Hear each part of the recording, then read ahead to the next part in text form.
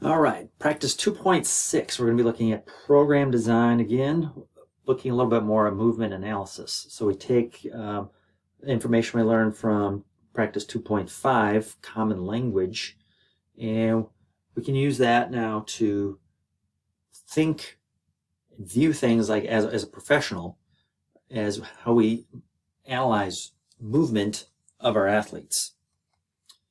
So one thing we can look at is, again, we've looked at those three planes of motion, right? Frontal, abduction, adduction, sagittal, flexion and extension, and then transverse is rotation. All right. We can look at those three planes of motion and begin to think about what motions, movement patterns are required for the sport you're involved with. And we can also look at things like movement analysis. We can also things like posture.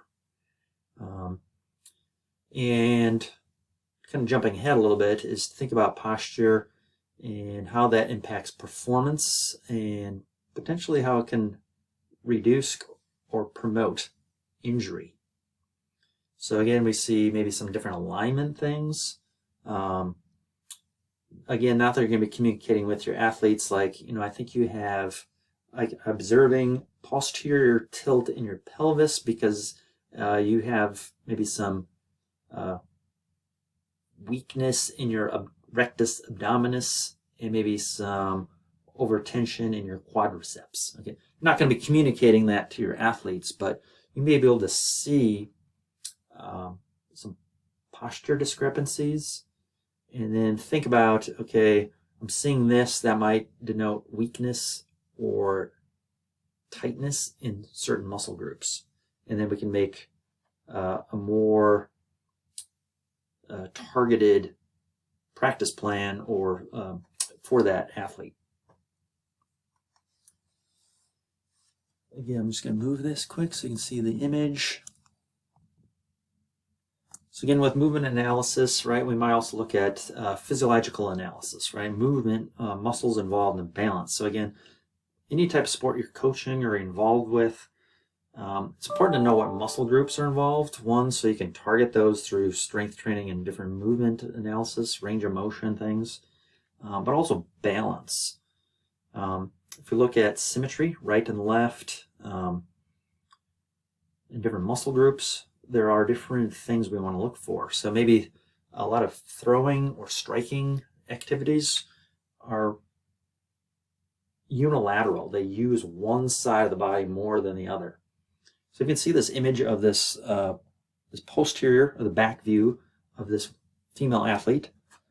If you look at her right side, you can see the muscle girth of her deltoids and bicep, tricep, or upper arm there's more mass than her left side. And what that can do, or what that might be doing, is you can see in this image, is it's pulling those the vertebrae, the spine, it's pulling that towards the dominant, stronger side. So because there might be some weakness on the left side, she might be having neck, back pain. It might set her up for injury on either one of those sides, or especially in her back. So to be mindful of those different posture,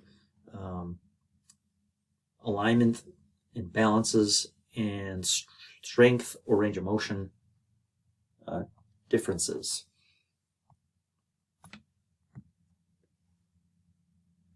Also, then we can look at like muscle function and energy systems. Again, we'll focus more on energy systems a little bit later in the semester, but think about, again, those planes of movement.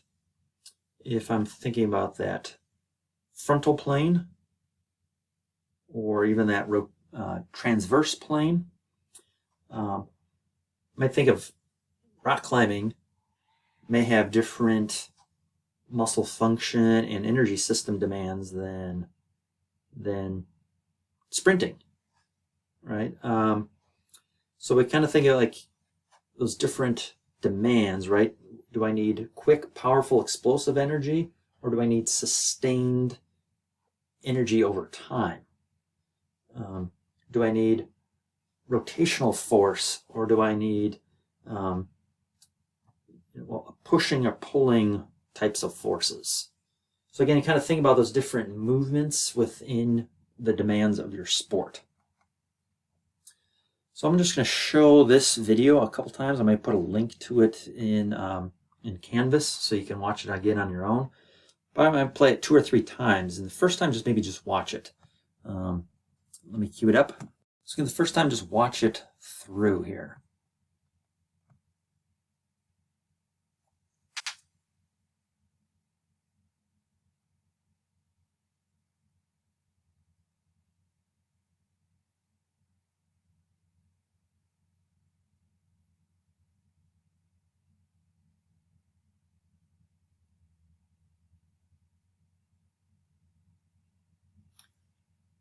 So now as we watch it,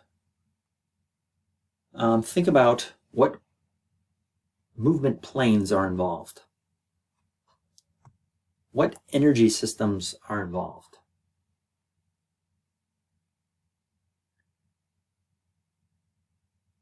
Right, I'm seeing rotational energy, so that's in the transverse plane. We're seeing quick, explosive types of demands for power. And then again, maybe if you know your muscles, what kind of muscles are we using here? So again, we're generating a lot of force in her core, in her abdominal, rectus abdominis, right? Let's get some of that rotational force. We're seeing some upper body movement in her upper arms, right? We're looking at her deltoids, our latissimus dorsi, right? Our tricep. Again, think about the planes of movement, the muscle actions, flexion, extension, rotation. Think about the muscles involved, and think about the forces or types of energy requirement. So again, I just use that as an example for golf, but think about your sport and what demands are needed for that sport. So I'm going to hide my video, I think.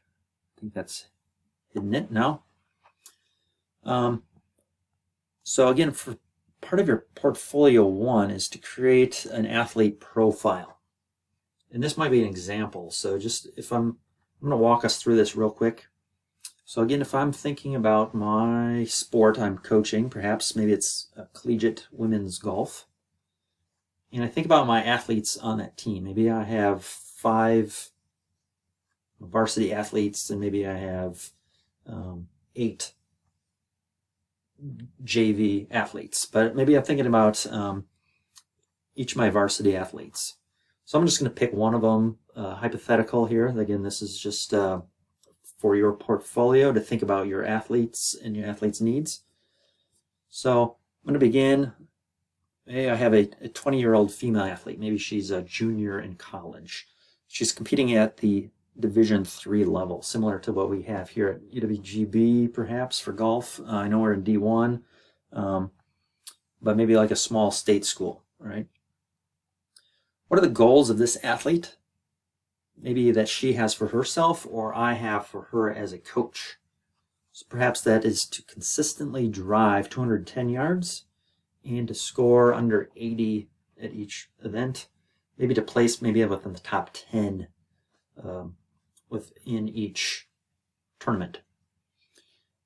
And we can give a little bit of history. Maybe she does have a little bit of that right medial ulnar epicondyle. So if you don't know what that is, right? So this is my right side. Medial means middle. Ulna is this bone, right, connected to your pinky. And your epicondyles are those bones right here. So this is the right medial ulnar epicondyle. Right, again, I'm not going to say that to her, but I got this pain right here. But for professionals, right, instead of saying I got this pain right here on the inside of my elbow, that would be the more professional language we'd use. So the athlete profiles, create a few things like that. Let's look at the athlete training background. So again, maybe she's been competitive in golf for 7 years, 4 years in high school, 3 years in college. Maybe in high school she was a 2-sport athlete. That can factor into her training experience. With collegiate sport involvement, there's some pre-season training that's highly recommended for the athlete. But maybe like the weight training, just going to the weight room, the fitness center, doesn't really hold her interest. Okay, when she's there, maybe she's more interested in socialization or just doesn't seem to really want to lift weights. So what other things might hold her interest that can build her conditioning? Maybe she's coming into the season, she's got powerful lower body, but we need to focus more on her core or upper body strength to get that 210-yard drives. We'll talk more about this, but resting heart rate, you could maybe just begin by Googling what is an average resting heart rate for your sport, the age. Women tend to have a little bit higher resting heart rate than men. Endurance sports may have a lower resting heart rate than other sports, but BMI, body mass index, how does that play a role in there? So again, we'll talk about that more in the semester, but maybe look up some information on that, what a BMI is.